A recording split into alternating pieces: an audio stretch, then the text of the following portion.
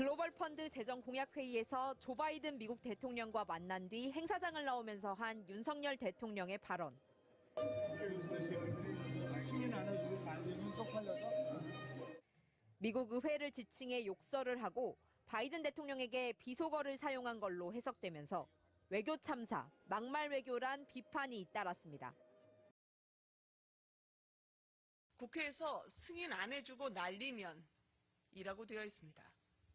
여기서 미국 얘기가 나올 리가 없고 바이든이라는 말을 할 이유는 더더욱 없습니다. 그러면서 윤 대통령이 어제 회의에서 1억 달러 공여 약속을 했는데 이를 거대 야당이 거부하면 나라의 면이 서지 못할 것이란 뜻이었다고 주장했습니다. 또 하루아침에 70년 가까이 함께한 동맹국가를 조롱하는 나라로 전락했다며 거짓으로 동맹을 이간하는 것은 국익 자해 행위라고 비난했습니다.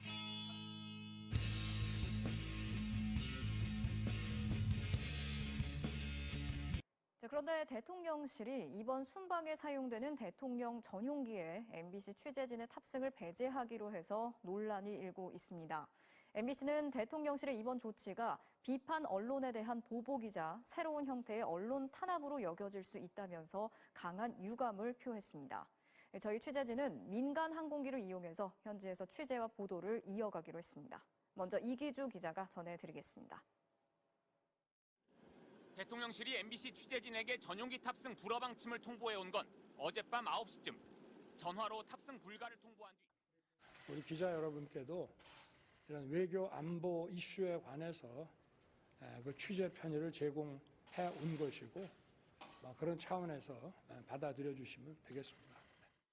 대통령실 관계자는 MBC 배제 결정의 이유를 묻는 질문에 국익의 각 축장인 순방 외교의 성과를 훼손하는 일이 있었다고 말해 지난 9월 MBC의 비속어 논란 보도에 대한 대응 조치임을 강하게 시사했습니다.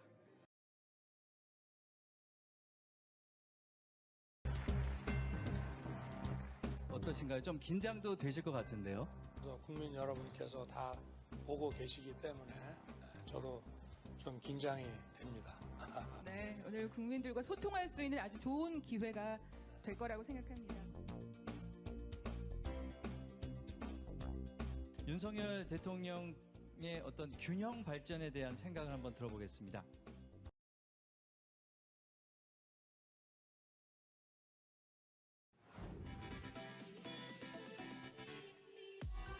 품격 있는 아재매 여러분 안녕하십니까? 빨간아재입니다.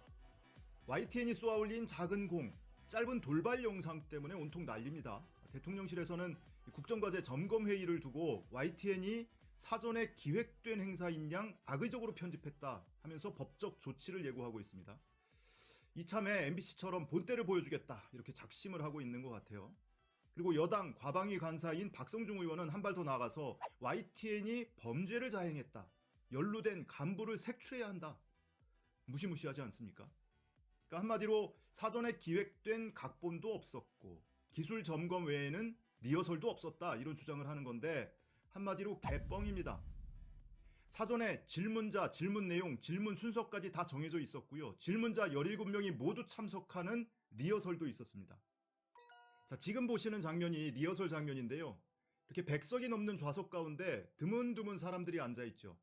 이 사람들이 다 질문자입니다. 이 스텝이나 또는 답변자 중에 미리 참석한 사람 2명을 빼고는 전부 질문자예요. 전체 6개 분야에 걸쳐서 17명이 질문을 했는데 하나하나 한번 보시죠. 민생경제 분야에서 이 전업주부가 가장 먼저 질문을 합니다. 물가와 금리 해결책에 대해서 질문을 하고요. 두 번째 질문자는 떡집을 운영하는 자영업자인데 이 화면에 안 나옵니다. 이 오른쪽 끝에 프레임 밖에 있어요. 그래서 다른 장면을 보시면 이 오른쪽 끝에 바로 이분이 두 번째 질문자입니다. 마찬가지로 물가와 금리에 대해서 질문을 합니다. 그리고 두 번째 주제로 넘어가서 부동산에 관해서 또 2명이 질문을 하는데 30대 청년이 1명 질문을 합니다. 청년 주택 정책에 대해서 질문을 하고요. 그리고 네 번째로 이분은 부동산업에 종사하는 분이에요. 이분이 고금리 그리고 경기 침체에 관해서 질문을 합니다.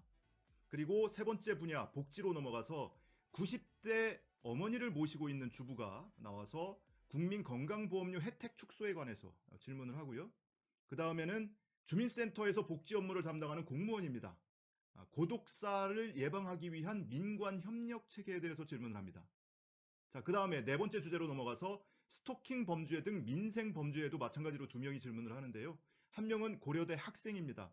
성범죄 대책에 대해서 질문을 하고 그 다음에 마약 퇴치 운동본부 중독재활센터에서 근무를 하는 분이에요. 이분은 젊은 층에 10대부터 30대까지 젊은 층에 마약이 확산하고 있다. 이에 대한 대책이 뭐냐? 이런 질문을 하고 있습니다. 자, 이렇게 질문자 17명이 모두 리허설에 참여를 합니다. 대역을 쓴 박형준 시장을 빼고는 16명이 사전 리허설에 모두 참석을 해서 질문 내용, 순서까지 다 정한 거예요. 이래놓고도 사전에 기획된 각본도 질문 리허설도 없었다고 하는 겁니까? 12개 방송사에서 동시에 생중계를 했는데요.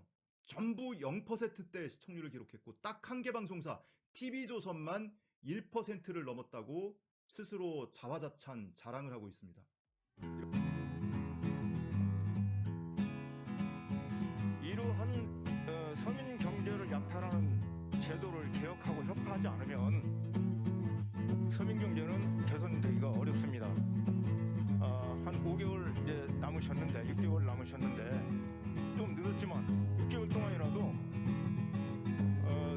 청년 실업과 부동산 투기 문제를 부동산 불로소득, 부동산 초과 이익을 원천적으로 환수해서 서민 경제를 위해서 쓸 수 있는 그런 강력하고 실천 가능한 대책을 좀 만들어 주실 수 있는지 질문 드립니다. 네, 답변해 주시죠. 예, 드디어 어려운 문제로 들어갔습니다. 청년